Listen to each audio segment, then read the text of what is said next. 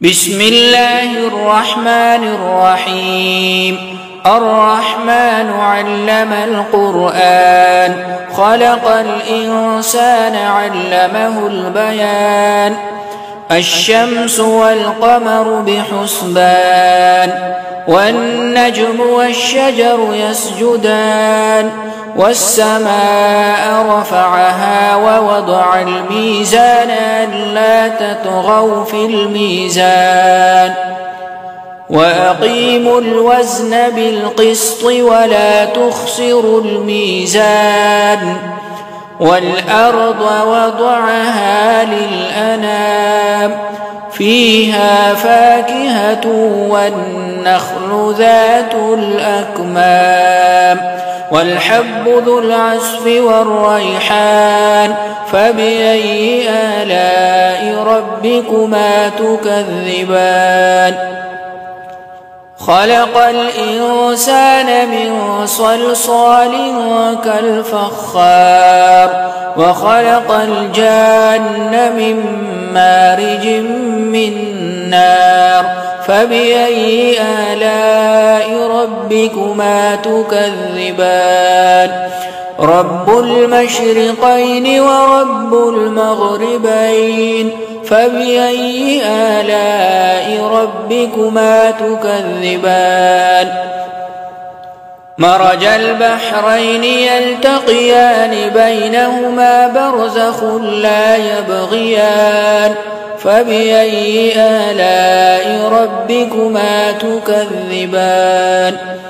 يخرج منهما اللؤلؤ والمرجان. فبأي آلاء ربكما تكذبان؟ وله الجوار المنشآت في البحر كالأعلام. فبأي آلاء ربكما تكذبان؟ كل من عليها فان ويبقى وجه ربك ذو الجلال والإكرام. فبأي آلاء ربكما تكذبان؟ يسأله من في السماوات والأرض كل يوم هو في شأن. فبأي آلاء ربكما تكذبان؟ سنفرغ لكم أيها الثقلان. فبأي آلاء ربكما تكذبان؟ يا معشر الجن والإنس إن استطعتم أن تنفذوا من أقطار السماوات والأرض فانفذوا لا تنفذون إلا بسلطان. فبأي آلاء ربكما تكذبان؟ يرسل عليكما شواظ من نار ونحاس فلا تنتصران.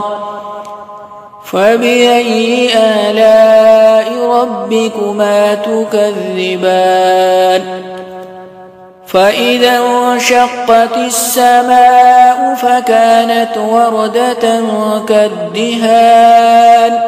فبأي آلاء ربكما تكذبان؟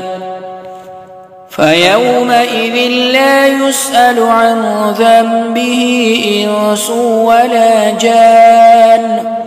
فبأي آلاء ربكما تكذبان؟ يعرف المجرمون بسيماهم فيؤخذ بالنواصي والأقدام.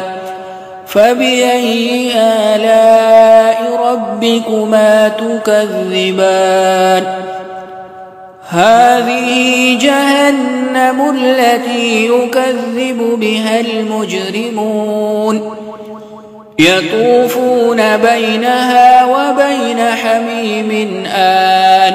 فبأي آلاء ربكما تكذبان؟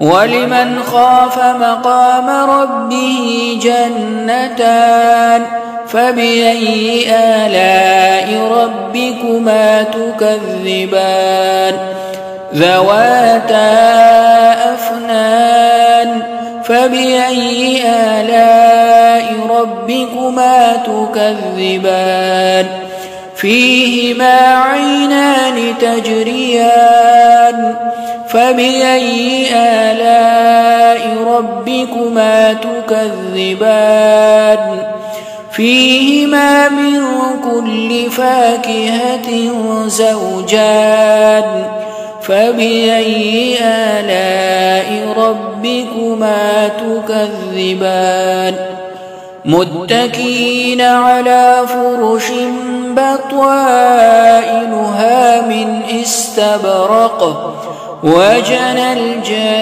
الجنتين دان فبأي آلاء ربكما تكذبان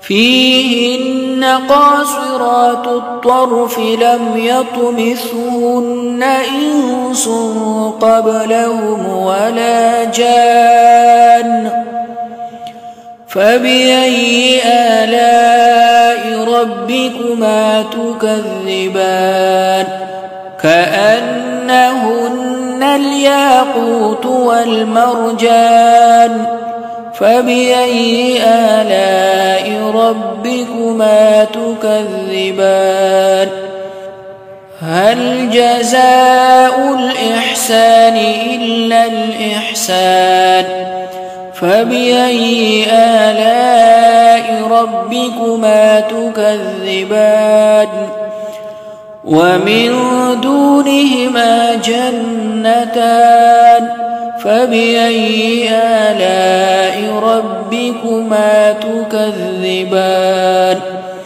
مدهامتان فبأي آلاء ربكما تكذبان فيهما عينان نضاختان فبأي آلاء ربكما تكذبان فيهما فاكهة ونخل ورمان فبأي آلاء ربكما تكذبان فيهن خيرات حسان فبأي آلاء ربكما تكذبان حور مقصورات في الخيام فبأي آلاء ربكما تكذبان لم يطمثهن إنس قبلهم ولا جان فبأي آلاء ربكما تكذبان متكئين على رفرف خضر وعبقري حسان فبأي آلاء ربكما تكذبان تبارك اسم ربك ذي الجلال والإكرام